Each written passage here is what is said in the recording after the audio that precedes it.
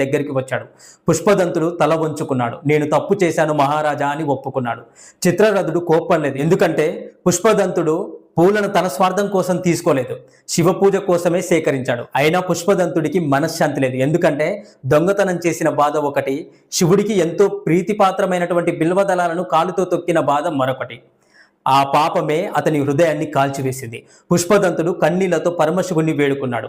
అతని హృదయం కరిగి స్తుతి చేశాడు. ఓ మహాదేవా, మెరుపునే కలంగా చేసి భూమినే కాగితంగా మార్చి సాక్షాత్తు సరస్వతీదేవి అనంతకాలం రాసిన నీ మహిమను పూర్తిగా వర్ణించడం అసాధ్యం పరమశివ.